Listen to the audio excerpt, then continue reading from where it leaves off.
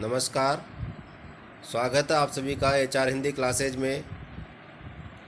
आज के वीडियो में हम रीतिकालीन कवि सेनापति के ऋतु वर्णन के कवि की व्याख्या का अध्ययन करेंगे। इससे पहले वाले वीडियो में हम सेनापति के संपूर्ण जीवन परिचय का अध्ययन करे थे।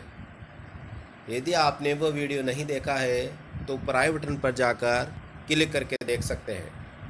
ये वीडियो बोर्ड कक्षाओं के लिए काफ़ी महत्वपूर्ण है। साथ में जितने भी प्रतियोगी परीक्षाएं आयोजित की हो जाती है, फर्स्ट ग्रेड सेकंड ग्रेड, उसमें इसमें से प्रश्न अवश्य हर बार पूछे जाते हैं। इसलिए वीडियो को आप पूरा ज़रूर देखें। ऋतु वर्णन। कवि सेनापति का जो ऋतु वर्णन है वह अन्य कवियों से अलग है, विशेष है। इसलिए ये प्रकृति वर्णन में बेजोड़ कवि हैं, अनुपम कवि हैं, अनूठे कवि हैं। छंद के माध्यम से इन्होंने वर्णन किया है ऋतुओं का, और पहला जो वर्णन है वो बसंत ऋतु का है।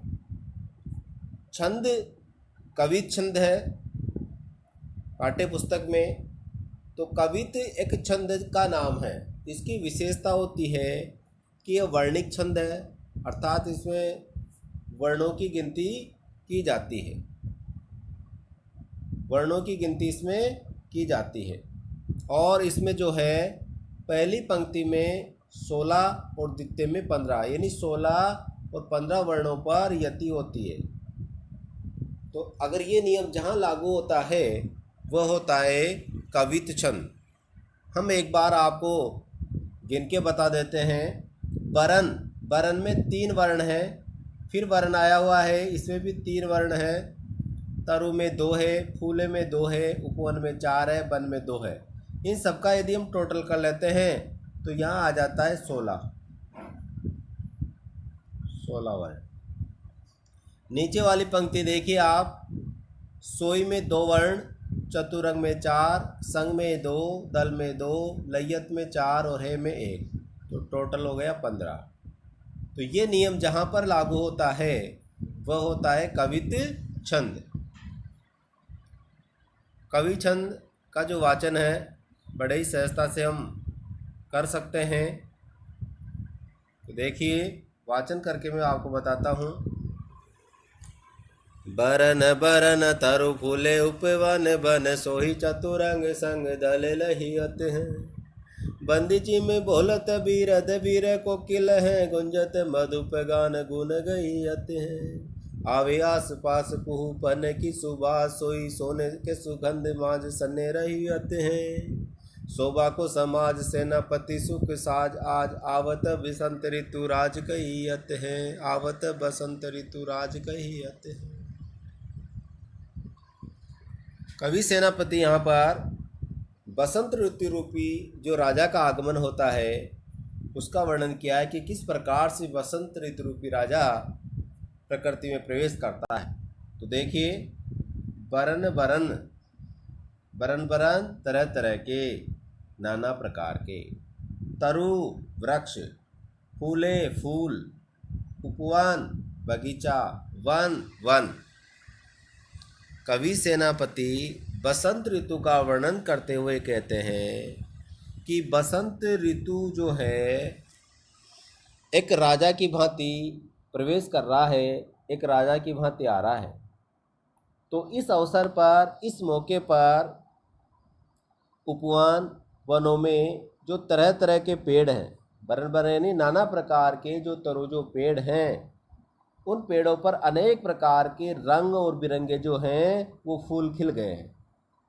सभी पेड़ों पर नाना प्रकार के रंग और बिरंगे जो हैं वो फूल खिल गए हैं। सोई चतुरंग संग दल लय्यत है। सो यानी शोभा पाते हैं, चतुरंग संग दल लय्यत है, यानी ये नाना प्रकार के जो फूल हैं वही बसंत ऋतु रूपी राजा की चतुरंगणी सेना के रूप में सुशोभित होते हैं। कि जिस प्रकार एक राजा आता है तो उस राजा के साथ 4 प्रकार की सेना का समूह होता है, जिसमें पैदल, घुड़सवार, गज सवार और रथ सवार होता है। तो ठीक इसी प्रकार से जो नाना प्रकार के फूल खिले हैं वही बसंत ऋतु रूपी राजा की चतुरंगणी सेना है। बंदी जी में बोलत वीरद वीर कोकिल है। बंदी कहते हैं बेटा स्तुति को, बंदी कहते हैं स्तुति को, वंदना करना। जिमी यानी जैसे, बोलत यानी बोलते हैं, वीरत बढ़ाए, वीर यानी वीरता, कोकिल यानी कोयल। और जो कोयल है वो बसंत ऋतु रूपी राजा की वीरता का गुणगान कर रही है, जो ऐसा प्रतीत होता है कि मानो किसी राजा का कोई चारण भाट गुणगान कर रहा हो, उसके यश की बढ़ाई कर रहा हो, ऐसा हमें प्रतीत होता है। गुंजत मधुप गान गुण गैयत हैं। गुंजत यानी गुंजार कर रहे हैं, मधुर ध्वनि उत्पन्न कर रहे हैं। मधुप भंवरे गान गुण गैयत, जो हमें ऐसा लगता है कि मानो बसंत ऋतु रूपी राजा के आगमन पर भंवरा रूपी कोई संगीतकार जो है वह अपना जो है मधुर संगीत सुना रहा है, ऐसा हमें प्रतीत होता है। आवे आस पास पुहपन की सुबास सोई, और प्रकृति में चारों तरफ जो फूल विकसित हो गए हैं उन फूलों की जो है सुबास यानी अच्छी महक, अच्छी जो गंध है वो हमें सुनाई दे रही, सुगंध आ रही है। सोने के सुगंध माँ सने रहे थे, जो हमें ऐसा प्रतीत होता है कि जो सरसों के पीले फूल हैं और उन पीले फूलों के मध्य जो सुगंध भरी है, ऐसे लगता है कि जैसे स्वर्ण के मध्य सुगंध आ रही है, ऐसा हमें प्रतीत होता है। शोभा को समाज सेनापति सुख साजाज, अर्थात इस प्रकार बसंत ऋतु रूपी आने के कारण पूरा जो समाज है वो शोभायमान है, सुंदर लगने लगता है पूरी प्रकृति। सेनापति वर्णन करते हुए कहते हैं कि सुख साजाज, इसलिए आज जितने भी प्रकृति में मनुष्य निवास करते हैं, जितने भी प्राणी हैं, वह अपने आप को सुखी महसूस करते हैं। जिस प्रकार राजा के आगमन पर समाज के सारे ही लोग सुखी हो जाते हैं, प्रसन्न हो जाते हैं, ठीक उसी प्रकार बसंत ऋतु रूपी राजा के आगमन के कारण सभी लोग सुख महसूस कर रहे हैं। आवत बसंत ऋतु राज कैयत है। कवि वर्णन करते हुए कहते हैं कि इस प्रकार से बसंत ऋतु रूपी जो राजा है उसका आगमन होता है। अर्थात इसमें बताया कि जिस प्रकार से राजा अकेला नहीं आता है, वो अपने साथ विभिन्न प्रकार की सेना लेकर आता है, ठीक उसी प्रकार से जो बसंत ऋतु है वो स्वयं अकेली नहीं आती, अभी तो परिवर्तन में नाना प्रकार के वो परिवर्तन लेकर के आती है। विशेष इसमें बसंत ऋतु का जो है नवीन और नूतन कल्पना के द्वारा वर्णन किया गया है। ब्रजभाषा है, कवित छंद है, यति गति का मधुर सौंदर्य है। अब हम सेनापति का जो दूसरा कवि छंद है उस कवि छंद का हम वाचन करते हैं।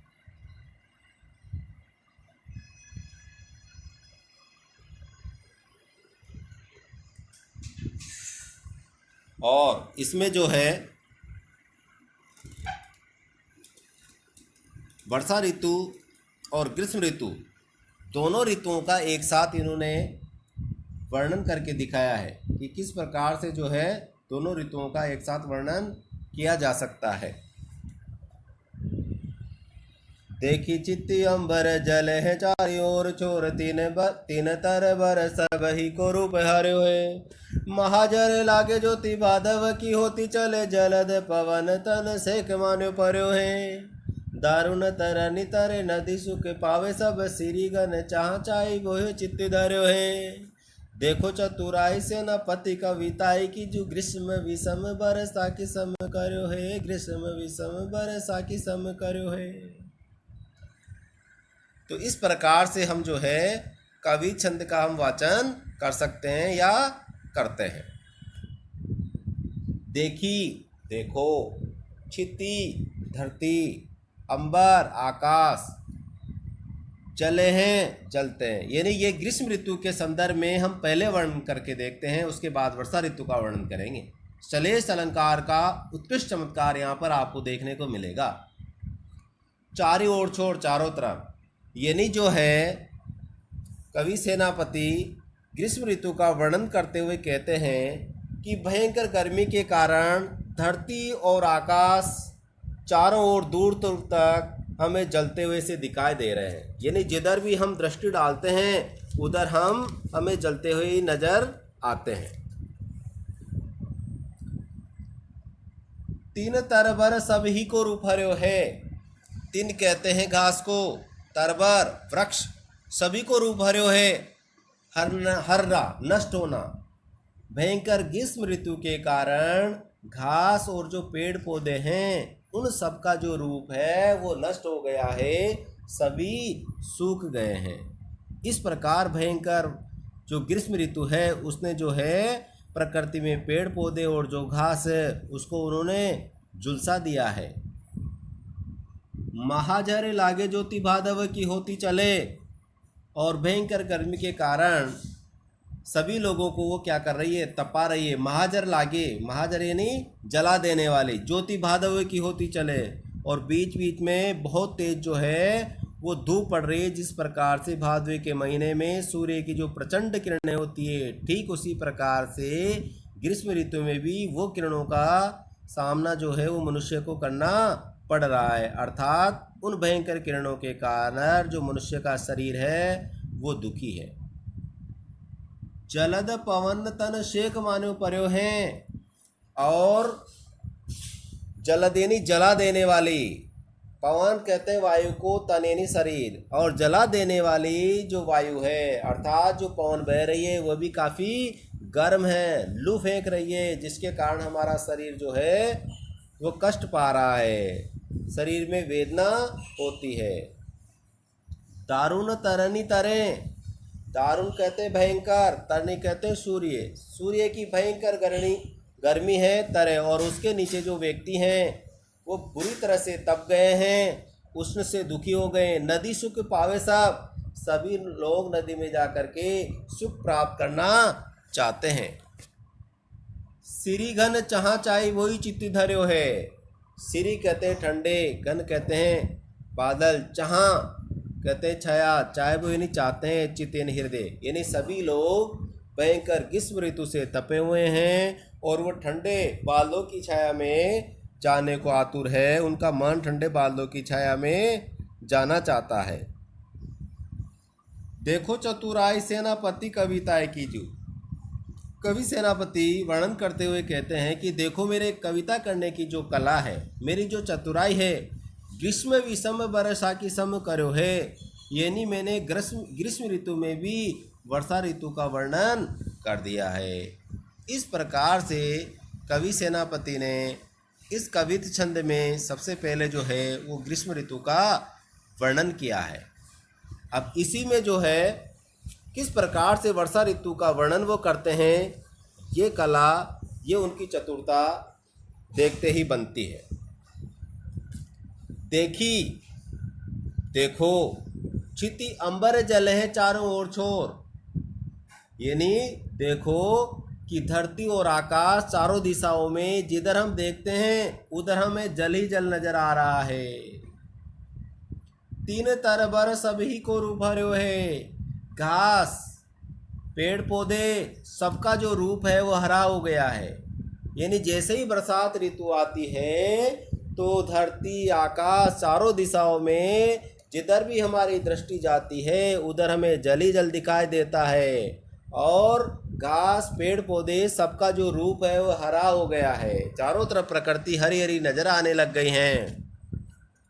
महाजर लागे ज्योति भादव की होती चले, और भादवे के महीने में भी जो है वो बरसात की महाजड़ी लग गई हैं, अर्थात भयंकर बरसात हो रही है। जलद पवन तन शेक मानो पर्यो है, और जलद कहते हैं बादल को, पवन कहते हैं वायु को, अर्थात बादलों से ठंडी वायु ऐसे लग रही है जो हमारे मन को शीतलता पहुंचा रही है, हमारे हृदय को बहुत अच्छी भाती है।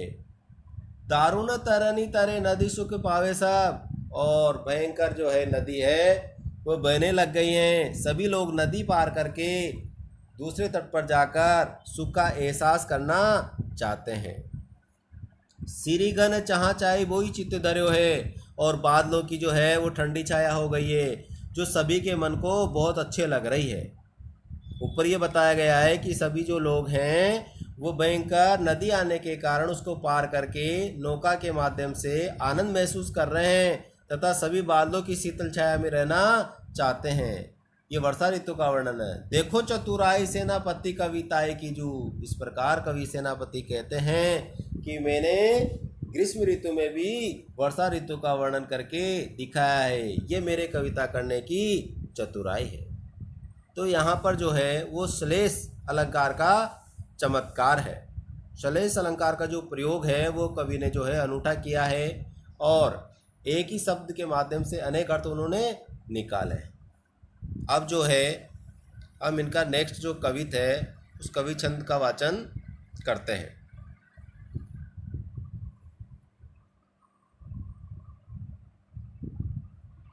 दामिनी दमक सुर चाप की चमक श्याम घटा की चमक अति घोर घन घोरते कोकिला कलापी कल कुजत है चित तित सिकरते शीतल समीर की जकोरते सेनापति आवन कहो मन भावन सुलाग्यो तर सावन विरह जुर जोरते आयो सखी सावन मदन सर सावन लाग्यो है बर सावन नच सलील चहु और थे। इस प्रकार से हम जो है इसका वाचन करते हैं। दामिनी दमक सुर चाप की चमक। अब यहाँ पर जो है वो सावन का महीना लग गया है और किस प्रकार से जो है वो कवि वर्णन करते हैं कि एक सखी जो है अपने अतरंग सहेली का मतलब है कि जिस सहेली से वो अपनी मन की बात करती है उसको क्या कहना चाहती है वो। दामिनी विद्युत बिजली, धमक चमक रही है, सुर चाप की चमक, सुर चाप अर्थात इंद्रधनुष, श्याम की घटा काली घटाएं, चमक बूंदे जो गिरते हैं, चमक यानी धीमी धीमी जो बूंदे गिरती है, अति घन घोर थे, घोर यानी भयंकर, घन घोर यानी बादलों की आवाज़। एक सखी अपनी अतरंग सहेली अर्थात प्रिय सहेली से कहती है कि ये सखी जो बिजली है वो चमकने लग गई है।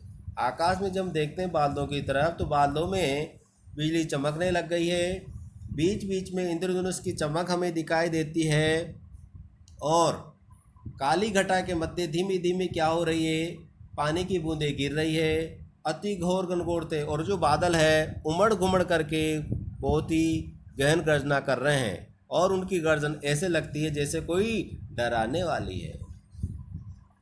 कोकिला कोयल, कलापी मोर, कल कूजते कूजते चित, जिधर देखो उधर प्रकृति में हमें कोयल और जो मोर है वो मधुर स्वर में बोलते हुए नजर आते हैं। अर्थात जो प्रकृति का वातावरण है वो बहुत अच्छा हो गया है। शिखरते शीतल समीर की जकोरते, शिखर कते बूंदल, शीतल ठंडे, समीर यानी वायु, यानी ठंडी वायु के साथ वर्षा की जो शीतल बूंदें हैं वो पड़ रही है। अर्थात हवा के झोंके के साथ वर्षा की शीतल जो बूंदें हैं वो आ रही है जो मन को आती है। सेनापति आवन कहो मन भावन सु। कवि सेनापति वर्णन करते हुए कहते हैं कि वो सखी अपनी सखी से बतिया रही है, उससे कह रही है कि ये सखी मेरे मन को भाने वाले मेरे प्रियतम जो हैं वो मुझसे आने के लिए कह कर के गए थे, मेरे प्रिय मुझसे आने के लिए कह के गए थे।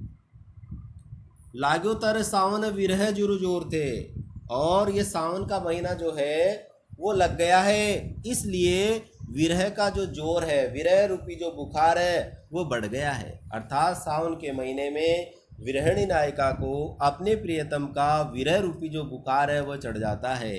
अर्थात ऐसे मौसम में प्रियतम की जो है याद उसको सताती है, वो उसको विकल करती है, बेचैन करती है। आयो सखी सावन मदन सरसावन। इस प्रकार वो सखी अर्थात एक विरहिणी नायिका अपनी सखी से कहती है कि ये सखी सावन का महीना तो आ गया, मदन सरसावन, मदन अर्थात कामदेव, और जो कामदेव है वो क्या कर रहा है, मुझे तरसा रहा है। अर्थात मेरा जो वियोगी हृदय है, विरहिणी जो हृदय है वो कामदेव के कारण तरस रहा है। हे सखी लाग्यो बरसावन सलील चहु ओढ़ते, और चारों तरफ जो है वो बरसात के महीने में बरसात बरस रही है। लाग्यो है बरसावन बरस रही है, सलील, सलिल जल चहूँ और चारों तरफ जो है जल ही जल हो गया है। सावन का महीना भी आ गया है, बरसात हो रही है, लेकिन मेरे मन को भाने वाले प्रियतम जो मुझसे आने के लिए कह के गए थे वो अभी तक भी नहीं आए हैं। इसलिए ये सावन का जो महीना है वो कामदेव रूपी बाण मुझे मार रहा है और विरह रूपी जो बुखार है वो चढ़ गया है, अर्थात मैं विरह रूप में बहुत व्याकुल हूँ। तो इस प्रकार से कवि ने जो है सेनापति ने यहाँ पर एक विरणी नायिका का बहुत ही अच्छा वर्णन किया है। इसमें वियोग श्रृंगार रस है और छंद जो है वो कवित छंद है। नेक्स्ट जो कवित छंद है उसका हम वर्णन करते हैं। तो यहाँ पर शीत ऋतु का वर्णन किया है कि पहले कवित में उन्होंने जो है बसंत का किया, उसके बाद ग्रीष्म और वर्षा का किया, इसके बाद सावन ऋतु का वर्णन किया और अब जो है शीत ऋतु का वर्णन है। अर्थात वर्षा ऋतु के वर्णन के बाद जो है शीत ऋतु का वर्णन वो करते हैं। तो वाचन कर देता हूँ मैं कवि छंद का। सबसे पहले शीत को प्रबल सेनापति को चढ़ो दल निबल अनल गयो सूर्य सिय राय के हिम के समीर ते बरस विषम तीर रहिए गरम भोन कोनन में जाय के धूमने न बहे लागी आगी पर गिरी रहे ही सो लगाए रहे ने कुसुल गाय के मानो बीते जानी महासीत ते पसारी पानी छतिया की चहारा क्यों पावक छिपाई है, छतिया की चहारा क्यों पावक छिपाई के। तो इस प्रकार जो है इस कवि छंद का हम वाचन करते हैं और कवि किस प्रकार से जो है शीत ऋतु का वर्णन करते हैं। शीत को प्रबल, शीत कहते हैं शरद ठंड, प्रबल तेज, सेनापति कोप चढ़ुदल, कोप यानी क्रोध, चढ़ो यानी चढ़ाई, दल यानी समूह। कवि सेनापति शीत ऋतु का वर्णन करते हुए कहते हैं कि शीत ऋतु ऐसी शक्तिशाली सेना के समान हमें नजर आ रही है जो कि क्या कर रही है, क्रोध होकर के इस जगत पर, इस संसार पर चढ़ाई कर रही है। शीत को प्रबल सेनापति को चढ़ो से जो है शीत ऋतु वो सेना के समान क्रोधित होकर उसने जगत पर चढ़ाई कर दी है। निबल अनल गयो सूर्य सिय राय के, और उस शीत ऋतु के समक्ष निबल अर्थात कमजोर, अनली आग, आग भी कमजोर हो गई है, आग भी ठंडी हो गई है। गयो सूर्य सिय राय के, सूर्य यानी सूर्य, और सूर्य जो है वो भी ठंडा हो गया है, यानी सर्द ऋतु के प्रकोप के कारण अग्नि कमजोर हो गई है और जो सूर्य है वो भी ठंडा पड़ गया है। अर्थात उसके सामने इन दोनों का जो प्रभाव है वो समाप्त हो गया है। हिम के समीर तेई बरस विषम तीर, यानी बर्फीली हवा, हिम कहते हैं बर्फ को, समीर कहते हैं पवन को। बर्फीली पवन, बर्फीली जो हवा है वो चल रही है। तेई बरस विषम तीर, और वह ऐसे प्रतीत हो रही है जैसे कोई भयंकर तीर लग रहे हो, जैसे कोई भयंकर तीरों का सामना कर रहे हैं। रहिए गरम भोन कोनन में जाए के, और उस शीत ऋतु के भय के कारण जो गर्मी है वो घर के कोने में जा कर के छिप गई है। अर्थात शीत ऋतु के प्रकोप के कारण जो ग्रीष्म ऋतु है वह घर के किसी कोने में जा कर के छिप गई हैं। धूम नैन बहें, लोग आग पर गिर रहे हैं, और शीत ऋतु से बचाव के लिए जो लोग आग पर गिर रहे हैं, आग पर तप रहे हैं, उनमें से जो धुआं निकलता है उस धुएं के कारण लोगों के जो नेत्र हैं उनमें से आंसू बह रहे हैं, उनमें से पानी बह रहा है, अश्रुपात हो रहा है। हिय सो लगाए रहे नेक सो लगाए के, सभी लोग जो है शीत ऋतु में उस अग्नि को हृदय से लगा रहे हैं, उस अग्नि से प्रेम कर रहे हैं, नेक सुलगाएंगे, और अच्छी तरह से उस अग्नि को प्रज्वलित कर रहे हैं, उसको सुलगा रहे हैं, जिससे कि उनको तपन अच्छी लगे। मानो बीत जाने माँ शीत ते पसारी पानी, मानो यानी मानो ऐसो मानो, कल्पना करो, उत्प्रेक्षा अलंकार है। बीत जाने शीत ते पसारी पान, अर्थात शीत ऋतु के भय के कारण सभी लोगों ने जो है अपने हाथ क्या कर लिए हैं, पसार लिए हैं। शीत ऋतु से डर के कारण सभी लोग जो हैं अपने हाथों को पसार लिए तपने के लिए। छतिया की चाह राख्यो पावक छिपाए के, और सभी लोग अग्नि को अपनी छतिया अर्थात अपने सीने के सामने रखते हैं जिससे कि ठंड से बचा सके। यानी हाथ फैला लिए हैं और जो अग्नि है उस अग्नि को अपने सीने से लगाना चाहते हैं, छाती से चिपकाए रखना चाहते हैं, जिसके कारण ठंड का जो प्रकोप है वो कम हो सके। तो इस प्रकार यहाँ पर शीत ऋतु का जो प्रकोप है वो बताया गया है। ब्रजभाषा है, कवित छंद है और भयानक रस की झलक दिखती है। भय इस बात का है कि भयंकर जो है शरद ऋतु है और शरद ऋतु के सामने जो है अग्नि और सूर्य हैं वो भी ठंडे पड़ गए हैं, उनका प्रभाव भी जो है कम हो गया है। सूर्य सियराय बरसे विषम पसारी पानी आदि में अनुप्रास अलंकार है।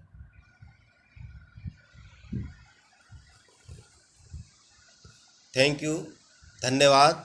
आशा करता हूँ कि आपके लिए ये वीडियो काफ़ी महत्वपूर्ण रहेगा। वीडियो अच्छा लगे तो हमारे चैनल को सब्सक्राइब करें और वीडियो को लाइक करें। जय हिंद, जय भारत।